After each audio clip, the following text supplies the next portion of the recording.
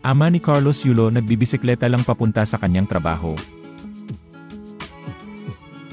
Pero bago ang lahat, kung ikaw ay bago sa aking channel, huwag kalimutan na mag-subscribe at i-click ang notification bell for more trending news. Nag-viral sa social media ang ama ni Carlos Yulo na si Mark Andrew Yulo matapos ang isang video na napublish niya online ang umantig sa mga puso ng kanyang mga tagasunod. Sa video, kinukunan ni Yulo ang sarili na nakasakay sa isang simpleng bisikleta papunta sa trabaho. Ayon sa mga ulat, ang tatay ni Yulo ay nagtatrabaho bilang isang travel agent liaison.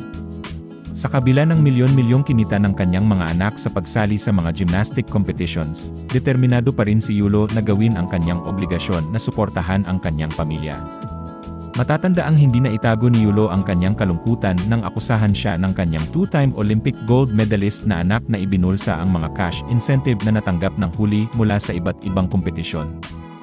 Pagkatapos ay ipinagtanggol niya ang kanyang sarili. Sinabi na kung ibinubulsa niya ang pera ng kanyang anak, hindi siya mapipilitang maglakbay patungo sa trabaho gamit ang pampublikong transportasyon o magbisikleta.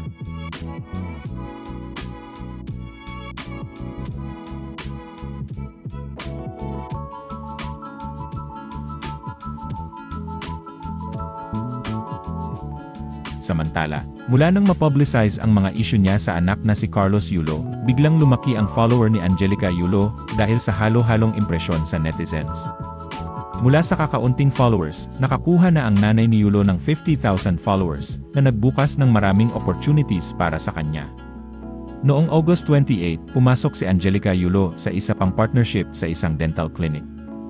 Sa isang video na ibinahagi ng manager at entrepreneur na si David Bowie, makikita si ito na kasama ng kanyang pamilya sa contract signing.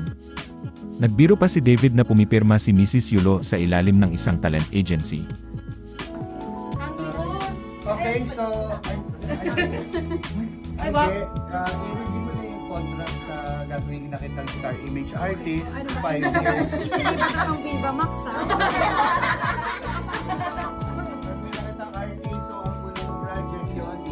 Ba't mo nalaman na i-ano kita sa Viva Max?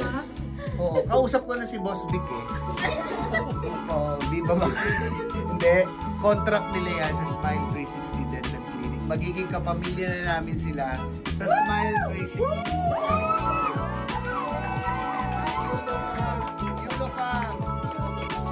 Yulopam lang sa Calab. At bumili na rin kayo ng longganisa. Yung longganisa. If you wanna live longer, eat Longganisa. Yun yung name. O dahil yung isa namang